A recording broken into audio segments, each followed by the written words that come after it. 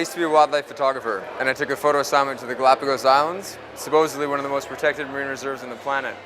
And instead of sharks protected in all their majesty, I found 100 kilometers of illegally set fishing lines and hundreds of dead and dying sharks. And I quickly realized that shark populations around the world had plummeted 90%, and no one knew and no one cared. So I figured if I could make a movie, then maybe I could give the public the real impression of sharks, that they're not menacing predators of people, but are actually really important animals, not just for the oceans, but for all life on Earth. To make Sharkwater, I needed to get to the most shark-rich waters in the world. And to do that, we jumped on board a conservation ship called Sea Shepherd.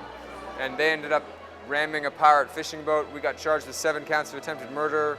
The Taiwanese mafia in Costa Rica had the largest shark fin trade, and we ended up almost getting imprisoned because of how much money there was in the shark fin industry. I got hospitalized, I almost lost my leg, had dengue fever, West Nile virus, and tuberculosis all at the same time. They're finning whale sharks, basking sharks, nurse sharks, small sharks, even babies. And it's caused shark populations to drop by more than 90% just in 30 years alone. Sharks are pulled out of the water on long lines, hooks caught, and their fins are cut off and they're thrown back into the water.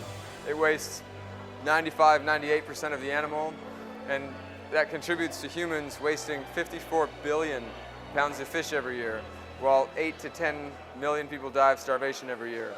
It's wholly unsustainable, causing the United Nations to think that by the year 2048, every single fishery will be wiped out.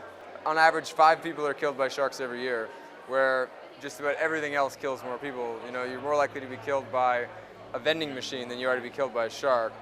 I set out to make Sharkwater to give the public the correct impression of sharks.